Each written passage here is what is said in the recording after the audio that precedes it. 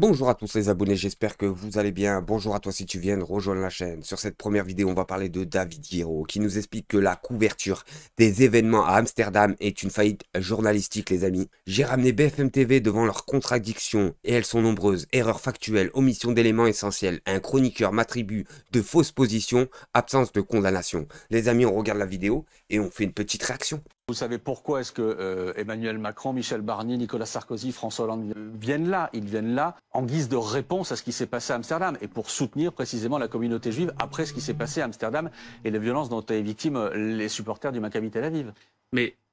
On nous explique que les victimes à Amsterdam sont les supporters israéliens, alors que je le rappelle que c'est les supporters israéliens qui sont venus à 10 000, oui 10 000 supporters, comme des sauvages. Ils ont brûlé des drapeaux, et pas que des drapeaux palestiniens. Ils se sont amusés à tirer des rochers sur les fenêtres des gens. Ils ont attaqué des chauffeurs de taxi, alors qu'ils avaient rien à voir. Ils ont chanté des slogans hallucinants, les amis. Et derrière ça, on a la propagande de BFM TV qui nous explique que ceux qui se sont fait attaquer, ça serait les supporters israéliens. Dans ce cas-là, déjà, les supporters du Maccabi Tel Aviv ont aussi été propagateurs de violence. C'est-à-dire que moi, j'avais réagi ce soir-là sur ce qui s'est passé à Amsterdam.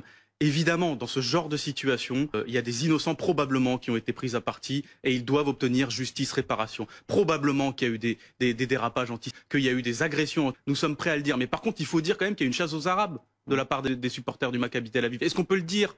Est-ce que c'est normal qu'aucun chef d'État n'ait quand même considéré qu'à un moment, à Amsterdam, il y a une chasse aux Arabes, notamment sur des taxis arabes, qui ont entraîné une réaction, qui est une réaction violente, que je réprouve, parce que nous ne sommes pas pour la violence, mais enfin quand même, on va pas réécrire à ce point-là le scénario. D'ailleurs, je vous le dis à vous, BFM, parce que j'avais réagi aussi là-dessus. Vous avez diffusé des images il y a quelques jours qui étaient censées illustrer des supporters d'Amsterdam qui chassaient des fans ou des supporters du Maccabi Tel Aviv. C'était l'inverse. C'était des images qui montraient en réalité des Nous supporters avons du Maccabi diffusé Tel les Aviv. images, précisément, notamment les images qui avaient été diffusées par la presse néerlandaise, où il y avait effectivement des supporters néerlandais qui chassaient des supporters C'était l'inverse. israéliens. La journaliste en question a réagi. Elle a interpellé la BBC, la CNN. Vous n'êtes pas les seuls. La plupart des médias. Vous ne niez pas, David Guiraud, qu'il y ait eu précisément, après ce match, avant et après ce match d'ailleurs à Amsterdam, qu'il y ait eu une chasse aux supporters juifs du Maccabi Tel Aviv, qu'il y ait eu notamment encore il y a quelques heures des cris insupportables qui ont été entendus notamment à Amsterdam, on parle du cancer juif, etc. Tout ça, vous ne le niez pas non plus. Je ne nie pas. Ce que je conteste, c'est votre lecture des événements. Pardonnez-moi, vous êtes venu ce matin nous dire que ce qui est arrivé aux supporters de ce club, il l'avait bien cherché. Eh non. David Guiraud, député de la France Insoumise, il vient juste dire que c'est l'inversement des rôles qui se passent sur les propagandes de BFM TV. Les images sont claires et nettes. Les supporters israéliens sont venus attaquer tout ce qui bougeait à Amsterdam, sans que la police à Amsterdam ne fasse rien, mais rien du tout. Parce qu'elle savait très bien que si elle faisait quelque chose, elle se faisait sermenter sérieusement par ses hautes autorités.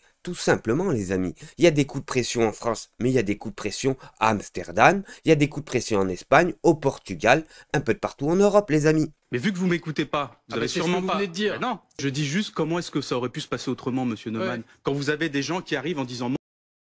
Mais c'est qui leur est arrivé, normal. Monsieur Neumann, si vous m'écoutez, j'ai dit il y a 2 minutes que je réprouvais toute forme de violence. Et que les personnes qui ont été attaquées. En fait, ça porte un nom, ça s'appelle du relativisme. Non, c'est vous. Oui, mais. Neumann, oui, mais. Je ne vous ai pas entendu une seule fois condamner la chasse aux Arabes qui a eu lieu dans les rues d'Amsterdam par les supporters du Maccabi Tel Aviv. Est-ce que vous la condamnez, cette chasse aux Arabes? Mais comme toute violence. Et donc, mais ce que vous êtes en train de faire, c'est de dire ce qui leur est arrivé. Ils l'ont bien cherché. Comme toute violence. Moi, je prends crédit de ce que vous dites. Quand vous dites, je condamne, par exemple, comme toute violence, je les condamne. Pourquoi vous ne faites pas la même chose avec moi? Il y a 2 minutes, j'ai dit qu'il y a des personnes innocentes et qu'il y avait eu des agressions probablement antisémites, que j'étais prêt à le croire, que d'ailleurs, il y a des éléments qui prouvent qu'il y a eu des agressions antisémites, mais que, par contre, dans le narratif que vous faites, dans la manière dont vous présentez les événements, vous tordez complètement. On a présenté les deux, pour le coup. On a absolument présenté les deux. D'une part, vous avez présenté des mauvaises images. C'est-à-dire que vous avez parlé, j'ai la citation, de hordes de supporters d'Amsterdam qui couraient après des supporters du Maccabi Tel Aviv. C'était l'inverse. Et c'est la journaliste qui a pris ces images qui le dit. C'était des supporters du Maccabi Tel Aviv qui couraient après des Arabes.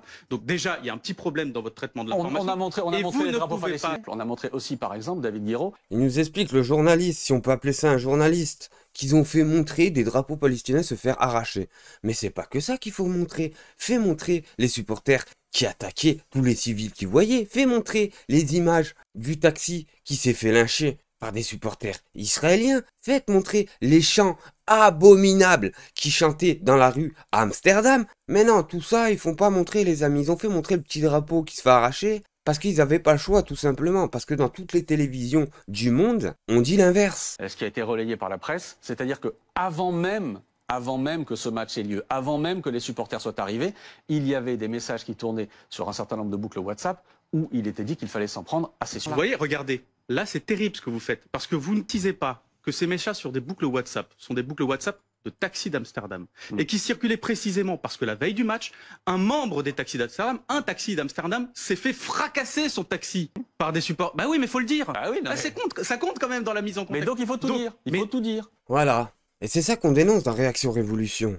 BFM TV nous explique que soi-disant, c'était un guet-apens pour les supporters israéliens alors que rien à voir. Que des hordes de sauvages allaient se réunir pour les attaquer alors que rien à voir les amis. C'est juste un taxi qui s'est fait lyncher par des supporters israéliens la veille et qui a écrit un message à sa communauté de taxi en soutien à l'agression qu'il y a eu, tout simplement. Mais même ça, il n'a pas le droit de le faire. C'est la question qu'il faut se poser les abonnés. Et là les amis, sur cette deuxième vidéo, on a Aymeric Caron qui nous explique que tenir bon face à l'humanité coupable de ces propagandistes. Les amis, on regarde la vidéo et on fait une petite réaction. Voilà. Alors pourquoi j'en parle tant? Je réponds à votre question. Parce qu'on n'est pas nombreux à en parler. Ah bon? Ouais. Il date de quand votre dernier sujet, vous sur BFM? Vous plaisantez? Votre dernier sujet. C'est un long format qui a d'ailleurs été salué par la critique et qui a obtenu un prix qui s'appelle L'Enfer de Gaza. Si, c'était quand ça? Il est encore disponible. Non, mais les massacres à Gaza, c'est tous les jours. Vous savez qu'il y a encore. C'est pas ça dont je vous parle. Vous êtes une chaîne d'infos en continu. Oui. Vous faites pas de la production de documentaires comme votre spécialité. Et je vous félicite d'ailleurs. Je vous félicite d'ailleurs pour ce documentaire. Maintenant, la question. Vous ne répondez pas à la question. Pourquoi si j'ai en train de vous répondre, je suis en train de vous dire parce que personne n'en parle ici. Parce que notamment les médias ne font pas leur travail.